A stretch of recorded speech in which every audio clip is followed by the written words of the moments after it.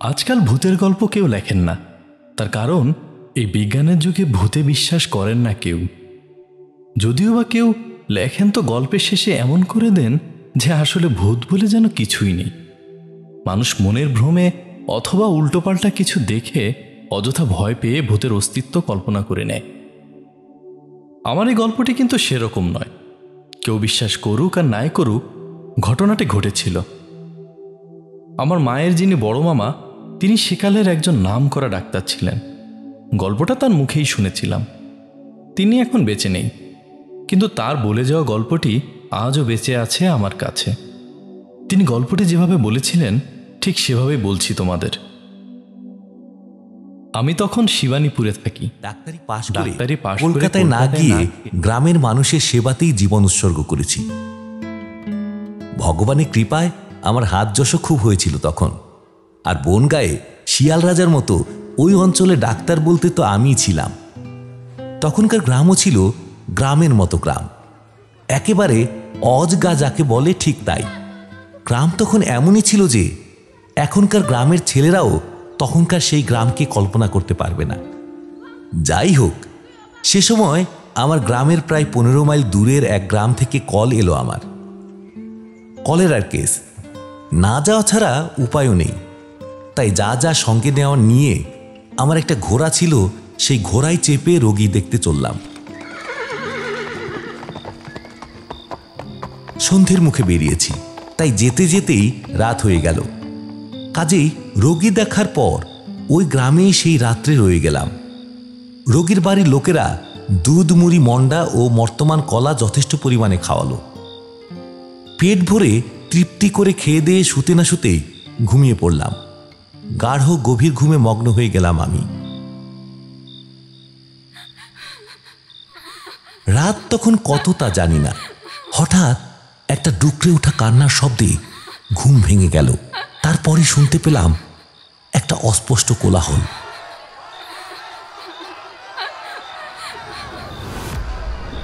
বুকটা ধড়াস করে উঠল। রোগী কি মরে গেল নাকি? কিন্তু যা ওষুধ দিয়েছি তাতে মরবার তো কথা নয়। বিশেষ করে রোগীর শারীরিক অবস্থা খুবই ভালো ছিল। কান্না শুনে তাড়াতাড়ি টর্চ জেলে দরজা খুলে বেরিয়ে এলাম। ঘর থেকে বেরিয়েই দেখি একটা অল্প বয়সী বউ উঠোনে শুয়ে আছাড় কাছাড় করে কাঁদছে আর চেঁচাচ্ছে। ওগো, আমার কি সর্বনাশ হয়ে গেল গো! আমার বাপুনকে খেয়ে ফেললো। আমি কোনো রকমে আমার খোকাকে নিয়ে পালিয়ে এসেছি। তোমরা বলে দাও আমি এখন কি করব? বউটির কান্না দেখে বা তার কথা শুনে ভাবলাম হয়তো গোবাগ বা অন্য কিছু তার বাপনকে খেয়ে ফেলেছে। কিন্তু আশেপাশের লোকেদের মুখে যা শুনলাম তাতে তো নিজের কানকেই বিশ্বাস করতে পারলাম না। এও আবার হয় নাকি? বউটির স্বামী কলকাতায় কাজ করে। প্রতি শনিবার সে বাড়ি আসে। রবিবার বাড়িতে থেকে সোমবার ভোরে সে চলে যায়। আজ শনিবার। লোকটি যথানিয়মেই রাত্রিবেলা এসে উপস্থিত হয়, কিন্তু কেমন যেন উদ্ভ্রান্ত তার চেহারা। চোখ দুটো লাল, মাথার চুল উস্কো খুস্কো। বউটি স্বামীকে জিজ্ঞেস করে, কি ব্যাপার, তোমার শরীর খারাপ নাকি? লোকটি কোনো রকমে শুধু হুঁ বলে, আর কিছু না। রাতের খাওয়া দাওয়া পর্যন্ত করে না। বিছানা করে দিলে গুম হয়ে শুয়ে থাকে চুপচাপ। বউটি আর কি করে? মনমরা হয়ে কিছুই বুঝতে না পেরে সামান্য দুটি মুড়ি চিবিয়ে এক ঘটি জল খেয়ে শুয়ে পড়ে ছেলে দুটিকে নিয়ে। একটি ছেলে 3 বছরের, অপরটি 6 মাসের।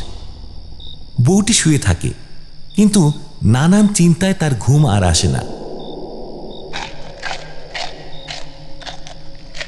হঠাৎ এক সময় চপাং চপাং শব্দে চমকে উঠে আর চোখে তাকিয়ে শিউরে উঠে সে।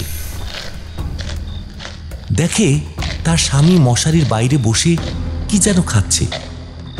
দেখেই তো বুক শুকিয়ে গেল বউটির। পাশে হাত বাড়িয়ে দেখল কোলে ছেলেটি নেই। কচি ছেলে রাত বিরেতে কান্নাকাটি করলে দুধ খাওয়াবার জন্য, কাঁথা পাল্টাবার জন্য ছোট্ট চিমনি লণ্ঠনটা অল্প করে জেলে রেখেই শুতো সে। তাতেই দেখল ওর স্বামী মশারির বাইরে বসে সেই শিশুটিকেই ছিঁড়ে ছিঁড়ে খাচ্ছে। বউটির মনে হলো সে একবার চিৎকার করে কেঁদে ওঠে, কিন্তু তা সে করল না।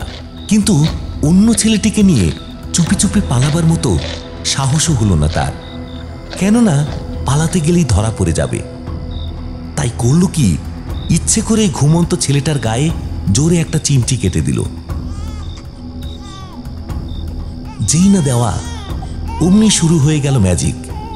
ছেলেটা চিৎকার করে কেঁদে উঠল, আর ওর স্বামী তাড়াতাড়ি মশারির ভেতর ঢুকে আধ খাওয়া শিশুটিকে যথাস্থানে শুইয়ে দিয়ে যেন কিছুই জানে না এমনভাবে শুয়ে পড়ল। বউটি দেখেও দেখল না, যেন ছেলের কান্নায় এইমাত্র ঘুম ভেঙে গেল এমন ভান করে ঢিপ ঢিপ করে ঘা কতক বসিয়ে দিল ছেলেটির পিঠে। স্বামী বলল, কি হলো? রাত দুপুরে শুধু শুধু মারছো কেন ওকে? বউটি যেন খুবই বিরক্ত হয়েছে এমনভাবে বলল, না, মারবো না, পাপ কোথাকার। প্রত্যেকদিন রাত হলেই ওনাকে মাঠে বসাতে নিয়ে যেতে হবে, ভালো লাগে? তা নিয়ে যাও, না হলে ছেলে মানুষ বিছানা নষ্ট করে ফেলবে তো। বউটি এই সুযোগেরই অপেক্ষা করছিল। ছেলের নড়া ধরে তাকে হিড়হিড় করে টেনে তুলে ঘরের বাইরে এসেই শিকল তুলে দিল দরজায় দিয়ে, এখানে এসে আছাড় কাছাড় করতে লাগলো। সব শুনে তো আমার মাথাটাই খারাপ হওয়ার জোগাড়। আমি বেশ বুঝতে পারলাম বউটির স্বামী হঠাৎ উন্মাদ হয়ে গিয়ে এই কীর্তি করে ফেলেছে। তাই গ্রামের অন্যান্য লোকজন নিয়ে ঘটনাস্থলে গেলাম। গিয়ে দেখলাম গোটা বাড়িটাকে ঘিরে রেখেছে গ্রামের লোকেরা এবং অগ্নিসংযোগও করেছে। ঘরের চালায় একবার আগুন লাগলে সে আগুন থামায় কে? ঘরের ভেতরে বউটির উন্মত্ত স্বামী তখন লাথির পর লাথি মেরে চলেছে আর দরজা খুলে দেওয়ার জন্য চিৎকার করছে। আমি যেতে যেতেই আগুন দাউ দাউ করে জ্বলে উঠল। আমি প্রত্যেককে ভর্ৎসনা করলাম এই অগ্নিসংযোগের ব্যাপারে। সবাইকে বললাম, একটা পাগলকে তোমরা এইভাবে পুড়িয়ে মারলে কেন? লোকটাকে বাইরে বের করে বেঁধে রাখতে পারতে। কিন্তু কাকে কি বোঝাবো? গ্রাম শুদ্ধ লোকের প্রত্যেকেরই ধারণা লোকটা মোটেই উন্মাদ নয়, এমনকি আসল লোকই নয়। এটা একটা পৈশাচিক ব্যাপার। পিশাচরা নাকি মাঝে মধ্যে এই রকম নকল মানুষের রূপ ধরে আসে। যাই হোক, রাত্রি প্রভাত হলে আমি কয়েকজন লোককে পাঠালাম কলকাতায় তাদের ভুল ভাঙাবার জন্য। কিন্তু তারা সন্ধ্যের পর কলকাতা থেকে ফিরে এসে যা বলল তা শুনে আমার গায়ের লোম শুদ্ধ খাড়া হয়ে উঠল। তারা বলল, লোকটি দিন দুই আগে কলকাতাতেই গাড়ি চাপা পড়ে মারা গেছে। মৃতদেহ মর্গে আছে। এখন ওর বউ ছেলেকে নিয়ে গেলেই লাশ ফেরত দেবে ওরা। দেহটা কলকাতাতেই দাহ করা হবে।